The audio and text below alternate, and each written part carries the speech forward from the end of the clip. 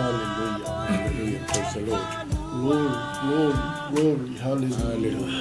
Ya, eto yo folofama fatal fatu sa mole tunu pele ni fo iba no le uli. Le ua fasu ma lo minute tele tula tasi. Ole fa wa wina ne o tatu po kalame ma na yo le ma na vonga venga moli atu mo o ne oli. A fenga ye fo i malaw singa maisi. Yo tutu ma faiva o lo o ngā lue ai. Ma role soifua manuia moli manuia mairo tau soifua maso matou ne yola ia i le alofa ma le ama lelei o le atua lenei foʻi taimi o le aso i ia le atua o tatou tapaʻi foʻi luga o pe auga malu ea lenei vaega o le afiafi autumau pea le alofa o le atua ia tatou o falofa atu ma faatalofa atu sa mo le atunufele alomaia o lau polokalame manai o le manava o galuega ia le tua di vai mo le fiafi o le fa malo fo le uli mo te fa na to join tato wa to know ia lo sa mo le mua ia fo i moto mo la le vai mo le fiafi te nani fo i la to le wa anga ia fo i fa le fainga luenga ma se fo ia lo fa nau fa ta pena wa le to fo ia tu ainga ia tamam tina ia to uma la lo fe ngai male molina male pikino alo mo fa nau tauto nal sa le mua tato nau fai malulo sa i lungo lela tautua natu la fono sawa fatu la ina siaki leilo sa na ia maua i tato umal sa ngole mu wa ainga lo fatali mai ia fafilo ia tuoi ma moli atu fatai tele sungal fafenga inga ia tito lua iwa ma tutua tusa mal tato pokalami va al fautanga ia leua fatua umatu le fasoa fa le nganga fatai tele mo le upo le tuo tom tawina ipea le au ia ma le fatotua ya tatu folau il folongo fatotua ia afila ya tole sunga to ina ya lewa new le fatalainga o to fa lewa new ma lo se fo muia ma se fo i ole sunga fa fenga inga ya nai o mato se tolu fo ni vai ngole fiafi ma lo se fo muia lo sunga fa fenga inga ia se atule no le wasfa malo tatu wanga ilo tatu fasoa upo le tua malenganga whaloalo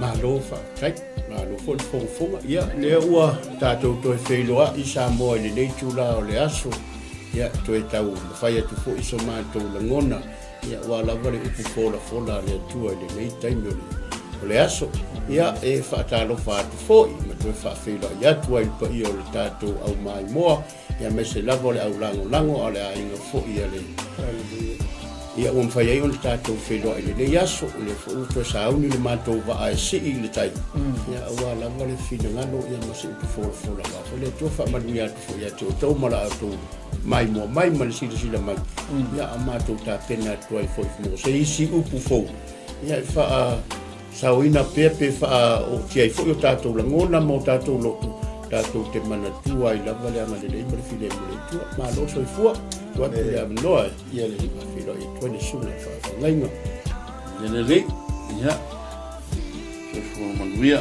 ia kwa ia so tātou watino i le mai mua whaafonga mai fo ia me se fo i whasamsaunga i le vaenga o le afiafi ia i tonu e le tele sitala se fo i ua vea fo i taitai o tātou vaenga fo i le afiafi i le ala i fola ina le ia lava se taimi tātou te whaanunga i le ukole atu le afiafi ia e moli le nganga whakatai ma le nganga whamalo i le kwa ia tātou ainga te tonu fwoi mo tātou ia ise i le tautenga fwoi o le mai ainga fwoi le afiafi ia e o le mana ia le ua te pena le ukole atu le afiafi ia o le siri lava le mea aire mo oe le afiafi o se whaasiri ngā malosi fwoi mo loso e fua au na ile tua malo le tau atai malo fo le pale ia malo le sai malo le fatoto le yaso ia fo ia tu le inga ile tu le yaso ia te tonu ia fanga tama i se tala le ia fia ai pasi atu ile tato te tai amen ia nau mautu atu le fatalo fo o matu sa se to ia o le tato ngā luenga e fai fatasi o va ai fautele ia na saili au na le tol loto moana ia wa se fe au fa le nganga mo tatou Samoa ia e masifoi o au na le tua tapu mai mo te malau a ngal venga na tatou le tatou te mafuta i mo tatou pokala malo o me ngia o lau si ye pe le mama mai ia te oi o lau whanau le na inga o le whatua tua lau i kalesia le anga o le upu o le tua o le upu mo tatou ia a o le amantou alo atu nei vai ngā le fiafi na wa sila mai lungo le tatou porkalami roma lo mtau koe valu fai koe wha mua mua le wha ia leo le anga ia toi se wha soa wha le nganga wa fustau singo le fiafi le anga tau al pa le tino ma le nganga ia me lea sa moa lo mai o le tatou ma nai o le manavo ngā venga ia leo le a tala le tatou wha soa le vai ngā le fiafi mai so fina ngalo le ase vai ngol upo le tua amen we ai lo loto hallelujah o le tatou va ai fautele mai o tu mo lunga se bi ingo le tua ia lo singa to ina le wa ni le ngolo singa le se el foi mua ia va tatou ma nai o ma na vonga le ia no le wa va to te ni va vela na le vai le wat ia aluia you favor ni vai ngole fes ma le ngano fa lo tatou talo amen ia hallelujah wa matou te tapena le tua mo lo hallelujah Tama. ele o so matou loa po so matou poto ai matou te atu yo luma le le tua tua matou sauni se yo matou toi fola tasi fo i lo fina e moli mau matau tau atu lo suafa i le lalo langi atu awai sili ese lava manuia mai ate i mātou mai se fo o lātou lo maua mai mai mo mai le mātou tau mawhainga o le nei asu iai pele anga le leo e le tua whanga ina i mātou lo wanga na ia tau tala o mātou ngutu e wha leo le mana o la ufi ona oe Yesu mātou bala o ia o te loa la tātou wō le tātou mta upu le leia fiafi ia o le na ua maua le tātou tusi a whai o iai lau tusi pa ia ma nei a tele ai e te sila ne iai ia ai au le a mātou tau ma whai e whaasoa atu ma whai tau atu a iai fo ila pi o le tā ua le sunga le whawhenga inga a o iai se me ma nei a olo o ia te o ilo loto se ma nei a le share mai wai ma nei a mātou te toi whaasoa tili atu ai ai mo le a tātou wō le tātou tusi whai tau nai maua i le tu se l'apostolo Paulo ile kalesia Roma ilona mata upu e valu a mata ile tatu faitau ile fai upu mua e fa ngata mai ile fai upu e fa e mana ia la pe faitau ina ya ole nei wale ai se fa sala ie o ya ke riso Yesu o ele sava vadi ile tino ai ilane nganga awa ole tu la fono ale nganga ole ola lea ua ya ke riso Yesu ua tu usau noa mai i atea na ile tu la fono ale anga sala ma le oti awa ole mea na le mawhai ile tu la fono ina ua vai ia ole tino ua whaia lea ele atua ilona awina mai olona lava alo ua tino mai e pei o tangata anga sala ole taulanga foi mo anga sala na ia whaasala ina ai le anga sala i le tino ina ia ato atoa le amio tonu ina le tu la fono ia i tātou o e le sava vadi i la le tino ai sava vadi i le anga whamanuia mai le tua e ala i le whaita wina o la nafio ia te ia pēr le vi inga e whaavau lava amen e manatu o le nei aso e se isa ili le manatu ua tuuina mai e le apostolo o Paulo i le mai tau atu i ai i le whai upu mua le nae whapea mai o le nei ua le ai se toe whaasala ie o ia ke riso Yesu o e le savavali i le tino ai la le nganga pei o le mea lea o te tau wa ai atu i ai o lea pei ua tatangi mai ai le mea lea o le alofa tunoa o le atua amen Aleluia E mafua ona o ta ua le alofa tu noa o le tua. Ona o le na ua ta mai ai le upu le na o le whaasala. Aleluia. A whai tātou te tala noa i le whaasala. O le polokalame lea le tua. A lea la ua whai mai le a hoine le mata upu.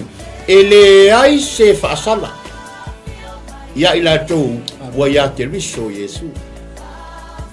Le ala le mafua anga walai ona mafua le tūlanga lea. Ai sea, ona o le alofa.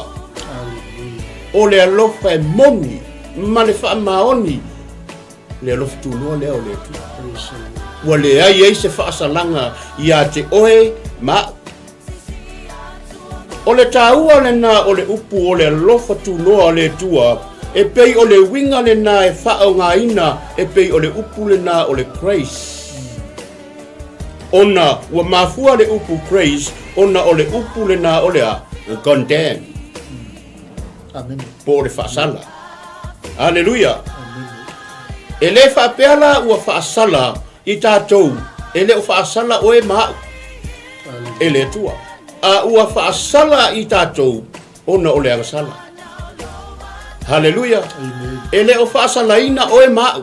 A o le angasala lea ua whaasala e le tua. Haleluia. Haleluia. A tātou so e manino iai. O lea ua tātou i lalo o lea. The grace of God. Haleluia. O lea tātou te i lalo o lea lofa tunoa o lea tua. Ai le ngata i le nā, e mafua mai ono lea tū la fono a lea nganga. Haleluia. Afa upuina, the law of the Spirit. Hallelujah. Lea e operate ai i tātou i le whea ngainga fau. Awa, o le whea ngainga fau, o le whea ngainga o le toto. Hallelujah. Hallelujah. O i tātou la, o le whanau a le atua.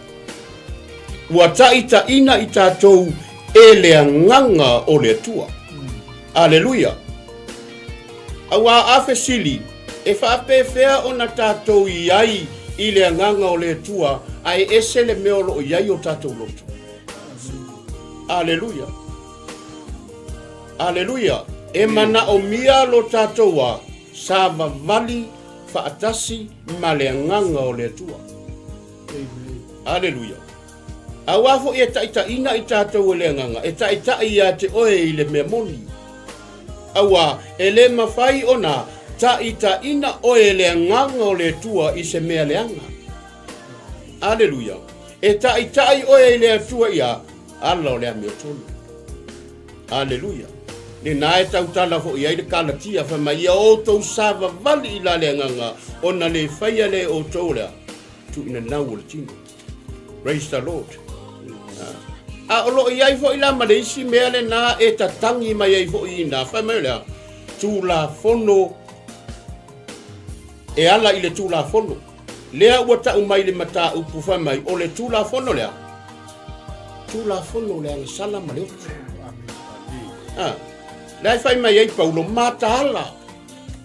Mata ala ma, wha longo longo i le tala no atu a le nganga pa ia o le tua. Aleluia. Awa e tatau ia te i tātou o na tātou langona ina lea, le musu atu o le nganga pa ia o le tua. Tu ule mea le nai se. A whaila e te le o langona ina, le tala noa atu ma le musu atu o le nganga pa ia te oe. Sa oe lola le fine palangi voi nani. If something is wrong with you. Hallelujah. Amen. Amen. La mai, very careful. Very careful. O lea ua tātou iai i le whea ngai ngā fau e ma na o mia lea whamalos. Amen. Ele o whaasala ina la i tātou e lea tua. Aia, wha mai, o lae whaasala e lea tua lea ngasala. He not condemns things, not you and me. He condemns things, not you and me. O la lai manino ale matau. Awa o le tula fono le nale. Tula fono le natua, tula fono mose. O le tula fono le nganga. Tula fono le na fio mai Yesu le ua iai. Le mafu ai o na maua lea. Le lofa tunoa o le tu. Ameni. Hallelujah. Pei o le tāua le na, ia vatu le whaasua te tufa atu fo i sunga i whawhenga inga. Ia, po le a fo i se la ua kuka, e manongi i le taumafa. Amen. Ia, watu le apanua le whaasua. Ia le atua malo, whaasua i le sunga i le toina leo a niu. Ai, Palolongo fo i na le tutoa i la enga o le fia. Ia i le angali mai o le tua. Ia le atua, e se le mani ma le whaamaoni le tua le tua.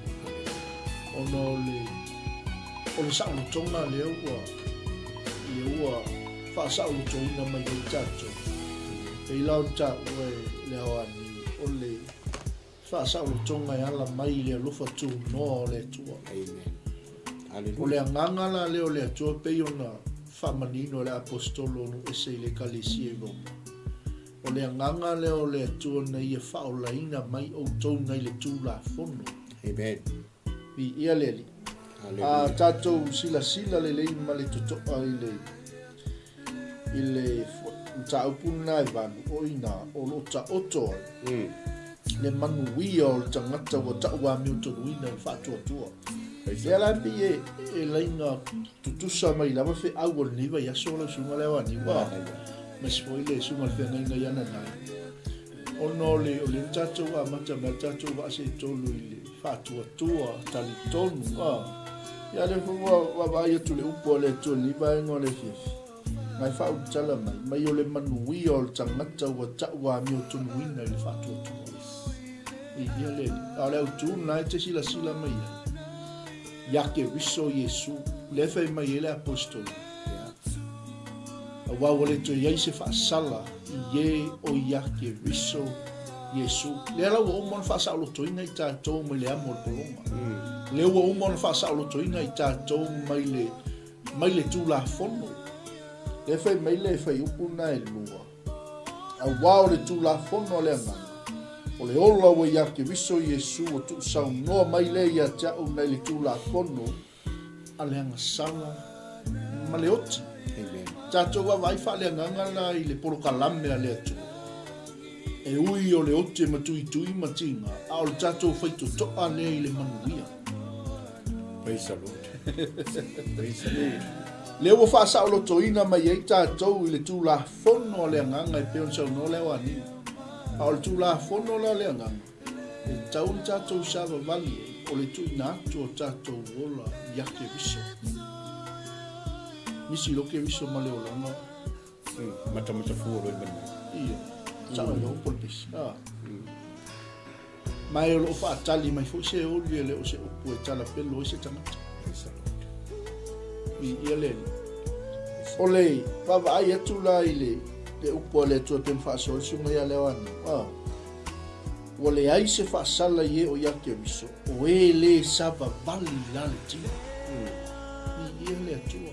O a meo le tino le fei mai la apostolo i la tau o le o toi sava vali i la le tino. Ia o tu ina naunga tu ina naunga mata, tu ina naunga tino. Mai whaalia vale o le nei o langa. Le ale to inga anga sala o lo ola i tangata. O lo o i lalo umo vaenga i o le tu inau o le ngā luenga le tino. Ia leli, mai o ele sava vali la le tino. Ai sava vali i lani anga. Hallelujah. Ia leli, o lo fola mai ai le apostolo i le kalesia i Roma. Le ia i o le folanga e le o se folanga na o le uluwa i e kalesia. A le wo o mai al taimini. Fea le wo i le kalesia i Roma al taimini. A whainga i ai nisi na whaatua matali tonu. O tau wa meo tonu inga i la tau. I le whaatua e ala i a Yesu ke riso ko le alufa tu no le tu. Lai pati lima malilangi mo tātou. A o tātou tau kutuni pea.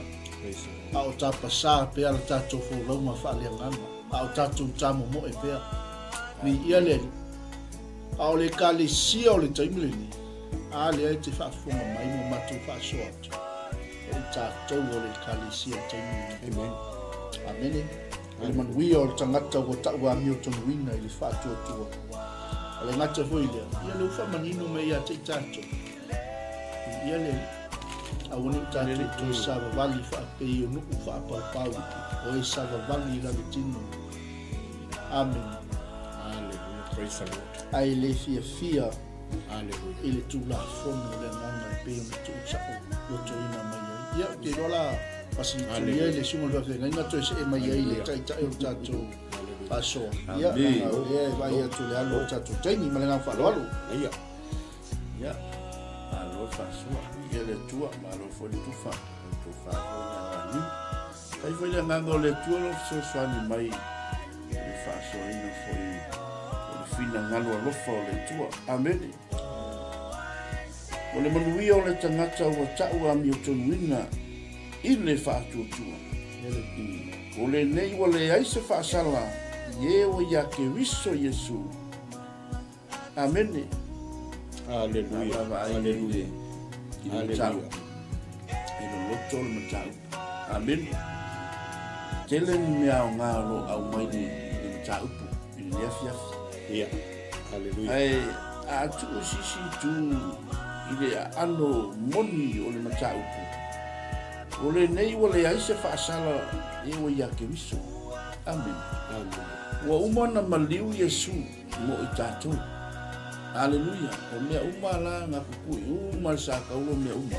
Aleluia. E o ale sala. Aleluia. Ai peitai o le tangata ai. O le fo au mai le i le tūlanga. Ai fwena le mele whapea mai ai le maua paulo.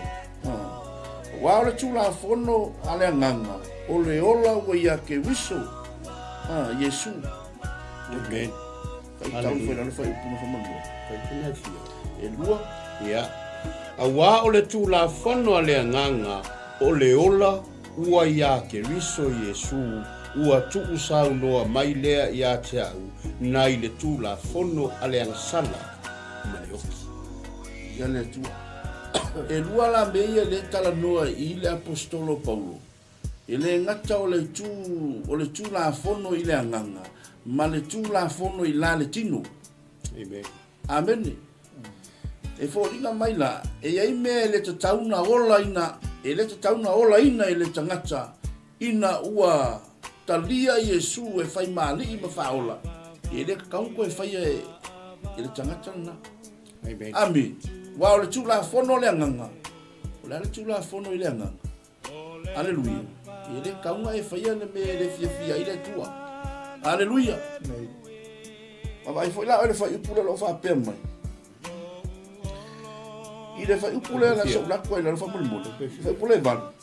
Onu tā buana. E lātou fōi o i la le tino, e le mawhai o na fia i ai le atua. Amen. Le vaira le mene le whapea mai ai a le apostol. So sa kangaka e ola i le tino, i ai loa e le fia le atua i atoe. Amen. Pe a whai e te ola i le tino. Hallelujah. Aleluia. E le manga o le kua e... Aleluia. E te ola i le kuwhaneanga. E koe sa koe ola le kure kima. Amen. Aleluia. O loe pera ka. Nango le manuia wa umana tā pena e ke riso Yesu mo i tātou. La tala noa ai le tusia. Mua le Ioane. Lona mata mua le Ioane. Fai upa suma lua. Fai lakwa le maunga wha mui. Ai lātou. Ia au i lato umana talia o ia ma whaatua tua i lona suafa na ia vatu i aile manuia e ta ua i lato o whanau le atua. E vaira o le manuia le ai o le manga i o le mata upule o tapena ina ma lo le tapena le awani i ia le atua. E manino lava le tu la fono la le atua. Amen. Aleluia. E manino le tu la fono i la le tino. Ai ke lo e mangimo ia la mainga le apostolo Paulo. Aleluia, sos ka ngaka e ola le tino. Aleluia, ia i loa ngake ika i le kua. Haleluia. So skanga ke faia lang sala. Amen. Ole polonga ole yang sala. Amen. Skanga e ke faia lang sala ole polonga ole yang sala. Haleluia. Ele o koe fa sala la le tua ia ila kou. Haleluia. Na kalia o ia. Haleluia. Al fa sala la le tua e pa uru ia ke oi. Pia fai ke le ola ina le fina ngalo le tua. Amen. Langa ka kaunga ola ina ta tau le fina ngalo alofa o le tua. Mangingo ia la o mainga fai upu mo. Koe fai kau fai mo fa mo le. O le nei, o le aise toe fa sala ie o ia ke riso Yesu. O ele sa vali ila le tino ai la le ngana. Whaalongo fo la kako. O le nei o le aise fa sala. E o ia ke riso Yesu. Ia mo le aise fa sala. Pe a fai e te le ola i le tino. Haleluia. Haleluia. A e te ola i la le ngana. E lua mea ia. O le tino ma le nganga. E tau ma fai le i le nganga. E te e atu le tino. A e tau ma fai fo i le tino. E te e atu i le nganga. O le nganga la. O le nganga o le atua. E le manga o le nganga o le atua. I le tino. Amen. E o mea ke mini. E pe ia le tala tuspa ia le awani. Nisi fo i le tama fatu. Aka koe fo i le mere tala noa Yesu o le titania ma le saito. Aleluia. Nanga fe mai le upa Yesu. Tu ai pea. Tu ai pea e tu pulua ai pea. Le titania ma le saito. E iai le taimu. E ave ese i le tua alfa sidi. O ia ave se titania. E le oe loa. Amen. Fuala i le mata upule au mai i. I le tangata e ola le tino. Ma nino le au mainga le afionga le tua. O le tangata e ita i le tua. Tangata e ola i le tino. Tangata e le fia i le tua. Haka funga le fai akua me o le roku. A e se au mea le fai. Fai akua le fai fi au tole. Yo, pa malosi mai mea kako kalesia le fai. A e se au mea le fai. Aleluia. O le kanga kalanga e le fia i mea le akua. A e fia i mea satani. Hallelujah. Hallelujah. Hallelujah. Hallelujah. Praise the Lord. Ioi. Moni mafamao. Wa foi a fai tatou te tala noa i le avoi nei, the law of the spirit. O lea e operate ai tatou i le whengainga fou. O lea tatou te i le whengainga fou. Wa foi o lea le whengainga fou. Whengainga fou lea i le toto. Amen. Hallelujah. Wa foi sa tatou i lalo i fo lea. Tu la fono mose. Ia le li. O le mea lea ua tatou iai. Lea ua tatou i lalo o le tu la fono alea nganga. O le whenga inga fou. The law of the spirit. Lea e tala noa mai ai Paulo. O e ua ia ke riso Yesu i le tu la fono alea nganga. Hallelujah. E le tataula ia te oe maau ma i tatou uma ona e fai mai o la ua ia ke riso Yesu. Ai le ai e se le mea la e operate i ai le o langa mat poka la mea tatou. E tau wa ona tatou wa muli ta i pe o le tūlanga lea. E ai fo la le isi tūla fono le nā le ua ta umai ai le mata uku. Pe ona u fai atu mua. Tūla fono le nā a le anga sala ma le oti. Le e fai mai ai pau. Tau na matala i ai ma va ai i ai. Ia ai le ngata fo la le nā lua sunga. Pe o le fai upu le nā e tolu. Na olo o matua ta umai ai lea. Le mea na le mawhaia i le tūlafonu. Aleluia. Na le mawhaia i le tūlafonu. Ai ina ua vai o ia. Ona o le tino a wina mai loa ea. E le tua Yesu. Aleluia. A tātou wa aila iai. Ua sa saa mai e le tua o i. E ala ia Yesu. O ia lava lea. Ora, tinana pele i le loto ma le fina ngalo o le tua. Ua au mai aia e winga whaatasi i polo. Le ala le nana so i fua mai ai sa fo linga whaapea. Whaapea tātou, Yesu. I polka rame le tua. E he mata utia le awala le tua na tāpena i mele. E le au tātou whaalongolongo ia. le ana sa atoa mai al pokalame le tua a wina mai e sua sauea e tino fatasi mai tatou polonga e tau ave le tatou pokalame ono lea o le loto e lofa o le tua i la e amana ia e le tua le tangata melea ia fai o e whaafonga mai ia la wala pata inga pe pe atu uso ia tau tua nama o ia whaamaua lalo lo loto ia e to o tuli o tu le vai tu watu i le tua a fai o lo loto i ia Yesu Keriso ia o te fautuaina lava le tatou mafutanga ia e to o tuli o tu le vai mai pe atu le li ie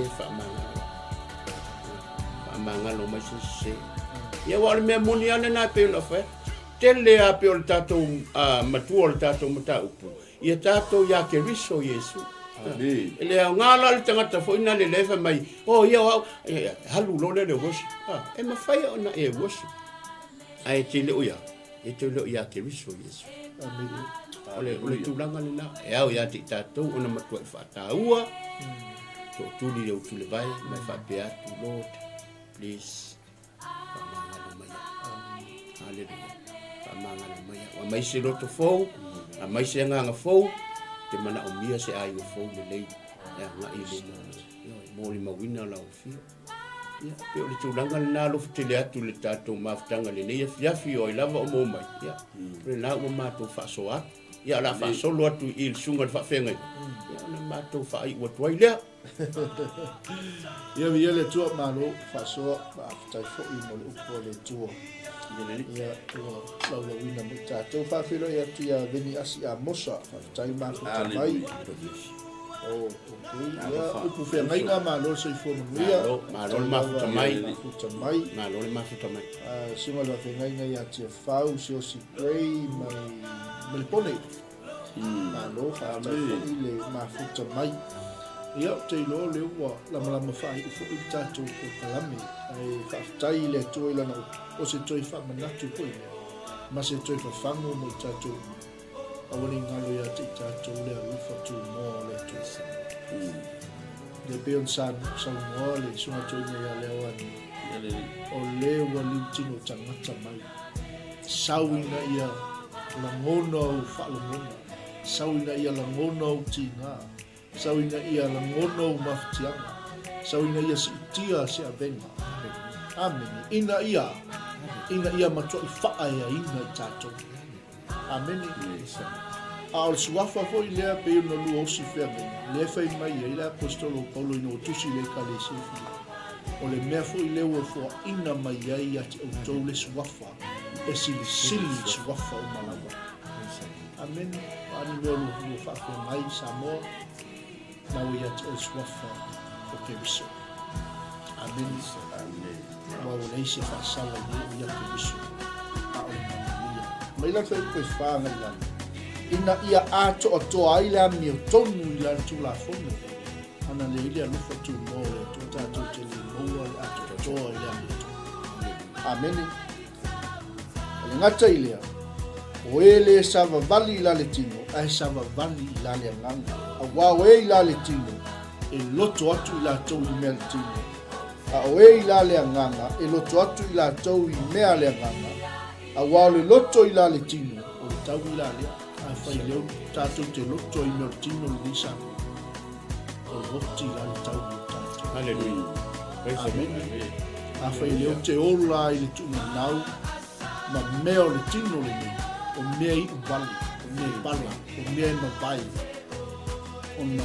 O mai leo le oti a te au po le malaia po le whawhanonga. Mi ia le atua, a o le loto i la le anganga, o le ola lea male mangia. Fia i le atua, fia i mea wha le anganga. Ameni, te tahi mo le ala. Mi ia le atua, pa lengi le, soifuanga le tatou te olai. Ma le wala aua le atua, wala au i ngai le atua. E leo le tofi nei saili mi inga tangata. E leo le tofi nei tātou saili mamanu. E leo ni ngoa ni e kalesia ni tātou whaoa le vi inga o Yesu Keriso i o le hao le kalesia. Ameni. A ia tātou wa. fa maoni le me ba tu le tu ya tu ya fa yo le ki ngai ma le mtu ko le sa fa maoni me ma ameni a fer ka paka fa maoni ka paka a fa yo ka kala ingo le man maru pa i ole tu fa maoni ni ia le fe mai a ole loto i lale nganga ole ola le ma le manuia a wa ole loto i lale tino le ita le ile tua a wa le usi sta il tu la fono le tua e le mafai fo i ai e fai alango ke si dia ui le tia le wani ia le wani fa fe ngai na ia tia la e fia mai le tua ia na ia tia tat le ia tia ma tau le tali le anga ele mfena tusi o mantou lima ele fa masino mai fo ile stangata ai tali ai ona fisi o fia mai le tua ia tia fai langu fa pe atu a fai o wolo ile ti o fia i melti ia o tali na sa mo ia tu na tu le sunga va fe ngai sana sa nonga ia ona tu na mai lole le sunga le wa ni mo le tawo ngai no tatu ma nai o ma na vonga venga va tai Ele tu tira se fa popo ia wa no lino le au fala ko le fia file ko le tu ia ele si fa popo le wa no lino le ko le tu ia se pasi atu le wa ni mana yele mana tu suat fa fe ngai yo pa wal metawa ya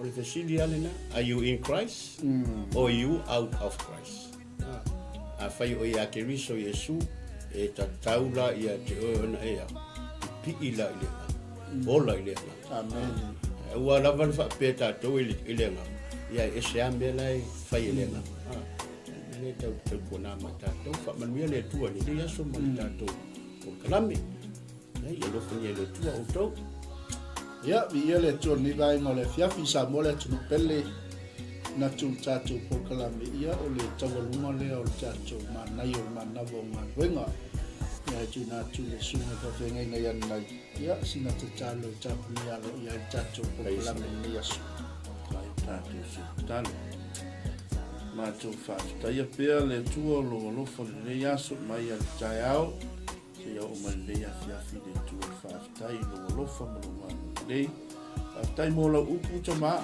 ma tu fa longo le ia ma tu fa longo le poto fa longo ma fai ai ia fa manuia la o fio le tua i lau fa nau le ia so le e manuia le me ave ia i le tua la upu e manuia le me tu ina i le tua o le talo le ia tele ni nganga ai ai ma bolo fina ngalo pala watu le ie pa mangalo so mato fa tonu ia le fiafi fa manuia le tua lo watu pele le fiafi tama tele mo lunga le tua so vi inga le fiafi o no lo swafa Yesu o le mala o tua amen amen ia mai ata nei sunga le to ina ya le wa new sunga le venga ya nai ba to fa ni vai mo le fiafi samo manuia o to fai mo le fiafi so fu mai manuia